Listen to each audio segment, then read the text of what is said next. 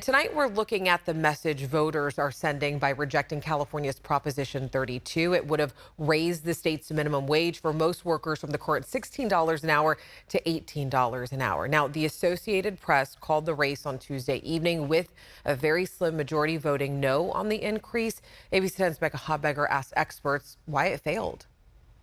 By a slim margin of 50.8% to 49.2%, fewer than 250,000 votes as of Thursday, California voters rejected Prop 32. This would have made things terribly worse. John Kabatek is the California State Director for the National Federation of Independent Business. We represent about 13,000 small businesses across the state. His organization opposed Prop 32, saying raising the state minimum wage for most workers from $16 to $18 an hour would have resulted in higher costs for small businesses and, as a result, higher prices for consumers.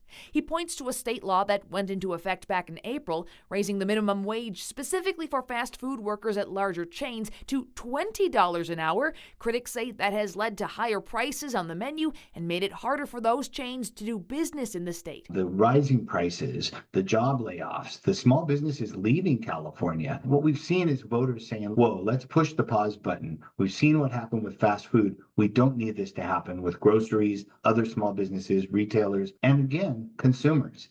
And I think that voters saw through that. I have been fighting to raise the minimum wage in California and across the country for 22 years. Sarujaya Raman advocated for Prop 32. She's president of the nonprofit One Fair Wage and director of the Food Labor Research Center at UC Berkeley. The cost of everything has gone up. The cost of gas, the cost of housing, the cost of food.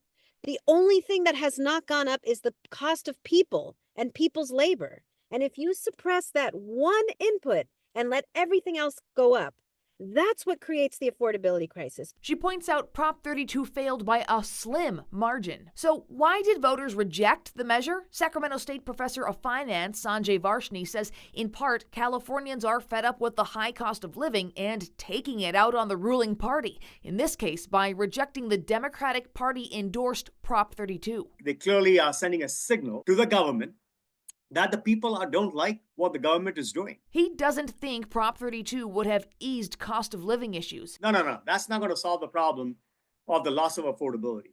We need to fix the issues at the policy level. Becca Habegger, ABC 10. Now, this was the first time a majority of California voters rejected a statewide minimum wage increase, and that's according to Cal Chamber, which opposed Prop 32. But I want to get into some of the minimum wages because they vary across the country. The federal minimum wage in the U.S. is currently $7.25 per hour. According to the Department of Labor, 30 states, including California, all have a minimum wage above the federal level. 13 other states use the federal minimum wage, and 7 states have no statewide minimum wage or have a minimum wage lower than the federal average.